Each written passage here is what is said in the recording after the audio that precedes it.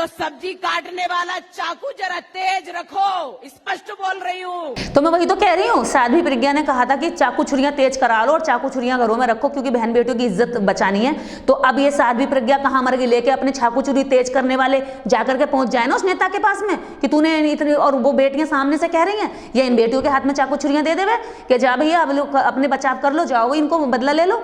तो चाकू छुरियां केवल तुम्हें इसलिए कि तुम मुसलमानों के खिलाफ नफरत भड़का करके दलितों की हत्या करोगे, दलितों के पेट में चाकू घुसोगे, इसलिए तुम चाकू छुरियां तेज कराते हो। इसलिए चाकू छुरियां तेज कराते हो ताकि वो लोग जब जवान खोले अपने जब उनके शोषण करो, उनका अधिकार छीनो, जब वो कहें कि नहीं ये गलत है तब उनको जो चाकू छुरी दिखा करके उनकी आंखें निकालने का खतरा दिखाओ। जैसे कि मनुस्मृति में कहा गया कि शीशा पिघला करके उनके कान में डाल दो अगर वो वेद मंत्र पढ़ ले तो या सुन ले तो तुम इसलिए चाकू छुरियां हैं या इसलिए है कि तुम बेटियों को वास्तव में बचाना चाहते हो। अगर बेटियों को वास्तव में बचाने के लिए तुमने चाकू छुरियां तेज कराई थी तो कहां मर गई साध्वी प्रज्ञा लेकर के चाकू छुरियां? सो गई क्या कहीं? देख नहीं रही उसकी आंखें अंधी हो गई हैं क्या? इतनी सारी बेटियां बैठी हुई हैं कि उनके साथ शोषण हुआ, वो सामने से बोल रही है, अपने मुंह से बोल रही, मीडिया सारी कवरेज कर रही है। कहां चलेगी चाकू छुरिया वाली मैडम? लेकर आए अपनी चाकू छुरिया और कहे कि जाओ बेटियों तुम ले जाओ चाकू छुरिया, मैंने तेज करके रख रखी है। कहां चली गई?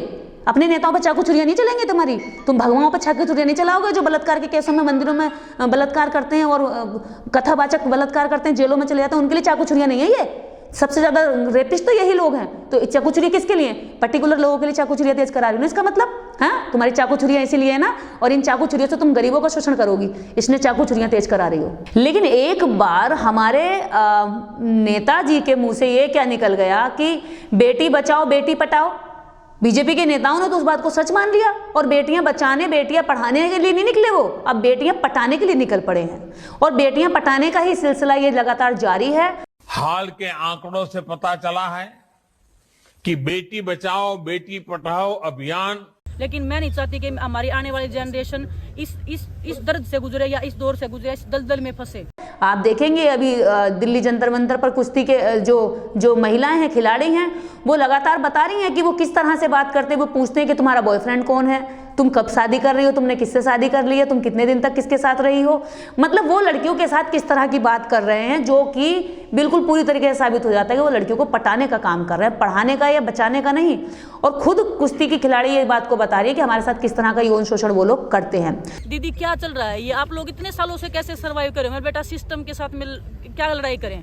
कहाँ मर गए ये खाप पंचायतें? कहाँ मर गए ओबीसी के नेता? कहाँ मर गए ओबीसी के वो मूछदार लोग जो रोबीली मूछे लगा कर कहते हैं जी हम तो the Gujjar the Jat the क्या कहते हैं फलाना द ढिमाका। तो तुम्हारा ये कहाँ चला गया सारा रुबाबदार? जो तुम अपनी बेटियों को नहीं बचा सकते तो शर्म आनी चाहिए। उसी के तुम वंशज बता रहे हो, अभी उसी के नेता।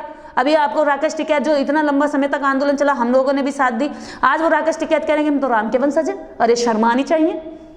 तुम्हें रोने के लिए मजबूर कर दिया, तुम्हें जूते लतियाए, तुम्हारा कोई साथ देने नहीं आया। जिन्होंने तुम्हें मारा पीटा वो क्या कहते हैं राम के वंशज थे, और तुम्हें जिन्होंने बचाया उन्हें तुम आज भी अछूत और दलित मानते हो, खुद से नीच मानते हो। वो तुम्हारी सुरक्षा के लिए लेकर के गाड़ी ट्रैक्टर भर भर कर तुम्हारे साथ 1 साल तक बैठे रहे। तो तुम अभी अगर राम के वंशज बने रहोगे तो तुम्हारा साथ कोई भी ना देगा, ना तुम्हारी लड़ाई की कोई अंजाम होने वाला है। ऐसे ही लड़ते रहोगे और बेगानी शादी में अब्दुल्ला दीवाने से बनते फिरते रहोगे। वो तुम्हें शूद्र कहते हैं, तुम राम का वंशज कहते हो। तुम कह रही हो कि वो क्या कहते हैं इस्तीफा दे दे, तो इस्तीफे से क्या केवल तुम्हारा शोषण खत्म हो जाएगा?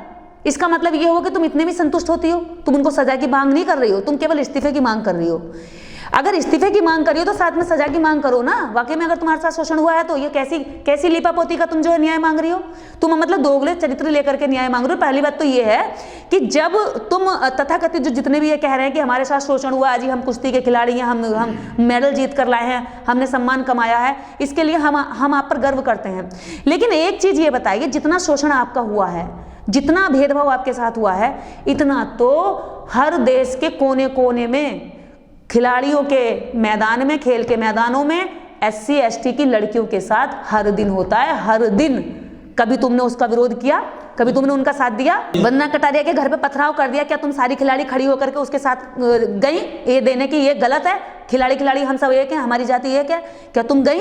अभी क्या कहते हैं बॉडी बिल्डिंग में प्रिया जो है जीत कर लाई है गोल्ड मेडल पूरे विश्व स्तर पर खेल करके, क्या तुम उनके घर गई बधाई देने? क्या तुमने उनको बधाई दी? क्या तुमने खुशी जताई? नहीं, क्योंकि तुम भी जातिवाद की घृणा से कहीं ना कहीं भरे हुए हो।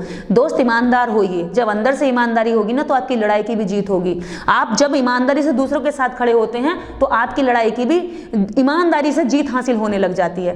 पर आप सच में अगर ईमानदारी से लड़ाई लड़ेंगे ना, तो ये सारे देश की वो बेटियां भी आपका साथ देंगी जिनके साथ शोषण वाकई में हुआ है और जिनको आज तक न्याय नहीं मिला है। शोषण की जड़ है रामचरितमानस, जो कहता है ढोर गवार पशु शूद्र नारी सकल ताड़न के अधिकारी। शोषण का अगर संसाधन है इस देश के अंदर, स्रोत है और दिमागों में विचारधारा है, तो वो है मनुस्मृति, जो कहती है औरतों को दबाकर पैर की जूती बनाकर रखना चाहिए। औरतों को केवल वंश चलाने के लिए, लड़का पैदा करने के लिए ही उनको इस्तेमाल करना चाहिए।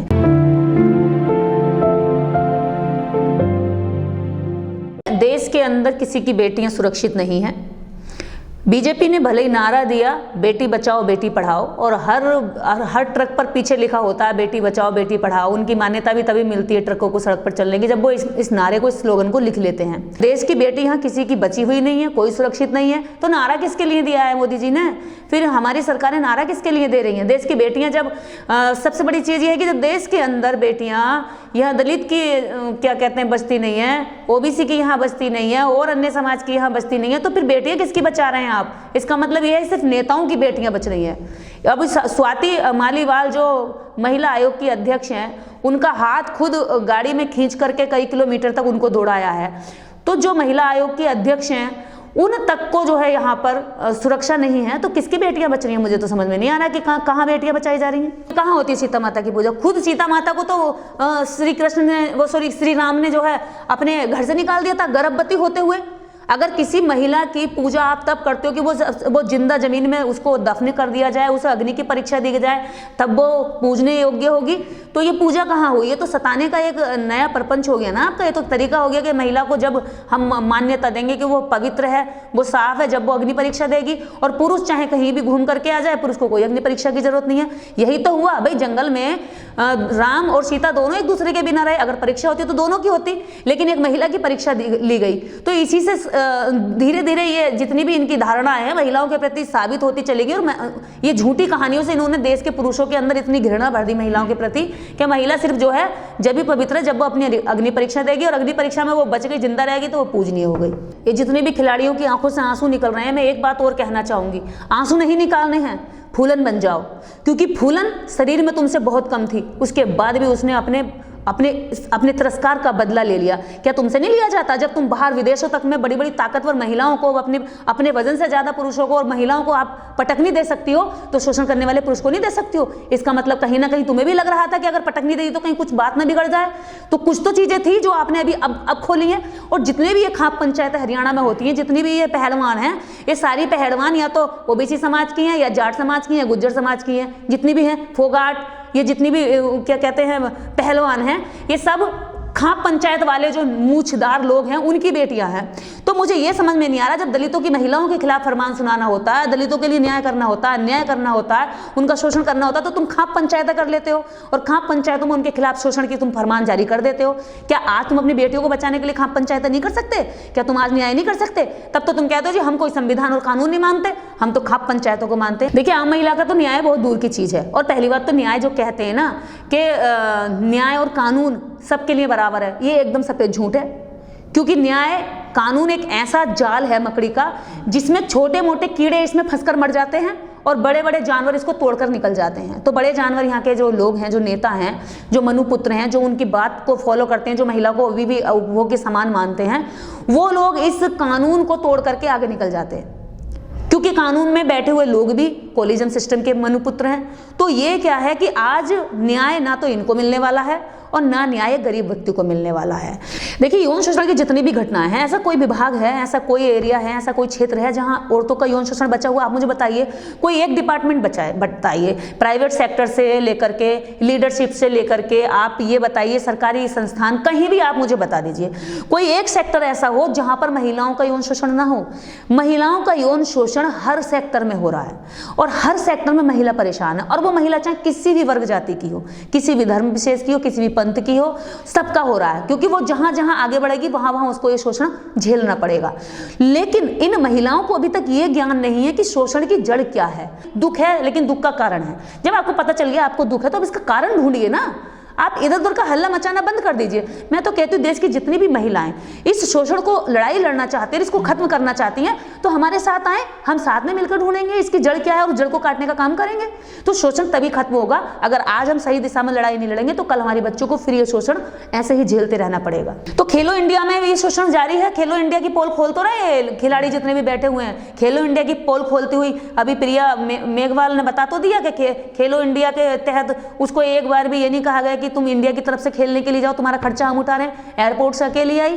तो खेलो इंडिया कैसे चल रहा है? जब देश की बेटियां आगे जा रही हैं, अपने अपने खर्चे पर जा रही हैं, अपने पैसों से जा रही हैं, अपने श्रम अपने टाइम से निकाल कर जा रही हैं, तो खेलो इंडिया में फिर किसके लिए खेलो इंडिया चला रहे हैं? क्या हमारे खिलाड़ियों को केवल जातिवाद देख करके आगे बढ़ाया जाएगा? क्या प्रतिभाओं का दमन किया जाएगा? और जिनको आपने बढ़ा भी दिया उनके साथ इसलिए आगे बढ़ा रहे हैं कि कल को उनका यौन शोषण किया जा सके? देखिए, महिला खिलाड़ियों को अभी जगह नहीं मिलेगी क्योंकि पुरुषवादी सोच बहुत बुरी तरह से हावी है। दूसरी चीज, महिलाएं खुद इसकी पोषक है, महिलाएं खुद इससे बाहर नहीं निकलना चाहती, महिलाएं खुद इसमें चिपकी रहना चाहती हैं। जो महिलाएं कहती हैं कि बहुत बड़ी प्रगतिशील महिलाएं, वो बाबाओं के यहाँ जाकर के चरण बंदन करती हैं, वो उनके यहाँ जाकर के कहती हैं मुझे गर्व है मैं सनातनी हूँ, मुझे गर्व है मैं ब्राह्मण कुल में जन्म ली हूँ, मुझे गर्व है जी मैं यहाँ हूँ, मुझे गर्व है जी मैं वो हूँ। तो कैसे खत्म हो जाएगा बताओ? जब वो महिलाएं उसी शोषण को तो क्या कहते हैं गरिया रही हैं, गाली दे रही हैं, उसी शोषण के जनक जो बैठे हैं, उसकी विचारधारा को पोषक करने वाले बैठे हैं, उनके यहाँ जाकर के जो है प्रणाम करती हैं, उनके पैरों में जाकर के लोट पीट हो जाती हैं, तो फिर कैसे खत्म होगा ये शोषण? ये शोषण सरकार नहीं चला रही है, ये शोषण एक विचारधारा चला रही है। जिस विचारधारा को सरकार भी पोष रही है, इस विचारधारा को महिलाएं भी पोष रही हैं, इस विचारधारा को नेता भी पोष रहे हैं, इस विचारधारा को कथावाचक भी पोष रहे हैं। ये कितनी मतलब मजाकिया बात है कि इसमें राजनीति को नहीं घसीटना है। बिल्कुल मतलब थोती बात है और छिछली बात है। ये एक राजनीतिक लीडर आपका शोषण करता है, ठीक है, जो सत्ता में बैठा हुआ लीडर है, जो मंत्री है, वो आपका शोषण करता है। मतलब एक राजनीतिक लीडर शोषण करेगा लेकिन आपको राजनीति नहीं करनी है। आप राजनीति के तहत खेलो इंडिया में आप खेलने बाहर जाएंगी लेकिन आपको राजनीति नहीं करनी है, केवल इसलिए कि आपके मंच पर कोई सही बात बोलकर ना चला जाए। ये आपकी दोगली मानसिकता दिखाई देती है। यहाँ पर ये झूठ है एकदम कि आपको राजनीति नहीं करनी है। राजनीति नहीं करनी तो घर बैठो ना, क्यों यहाँ आए? आप सुबह से लेकर शाम तक की जो भी क्रियाएं करते हैं सब राजनीति से जुड़ी हुई हैं। अगर आप यहाँ न्याय भी मांग रहे हैं तो राजनीति से मांग रहे हैं ना, सत्ता से मांग रहे हैं ना, सरकारों से न्याय मांग रहे हैं ना, तो राजनीति से बाहर कैसे हो गए आप? राजनीति से बाहर तो आदमी घर में बंद दीवारों में कहे कि मैं राजनीति नहीं करता, और राजनीति नहीं करता ये एकदम से कोरी धारणा है, झूठ है, मिथ्या है। क्योंकि राजनीति प्रत्येक व्यक्ति करता है, क्योंकि अगर राजनीति वो वोट नहीं मांगता है तो वो वोट तो कम से कम देता है ना। अगर वो वोट दे रहा है तो वो राजनीति में शामिल है, इस देश का नागरिक है। जो राजनीति नहीं करता वो इसका मतलब इस देश का नागरिक नहीं है, क्योंकि प्रत्येक नागरिक राजनीति से जुड़ा हुआ है। और अगर ये ऐसा कह रहे हैं तो एकदम मिथ्या है, झूठ है, और इनका ड्रामा, इनकी लड़ाई की कभी जीत हासिल नहीं हो सकती, क्योंकि ये अंदर से सच्चाई में लड़ना नहीं चाहते। ये उनसे उनके मीठे भी बना रहना चाहते हैं और उनसे लड़ाई भी लड़ना चाहते हैं। तो लड़ाई किससे लड़ रहे हो फिर?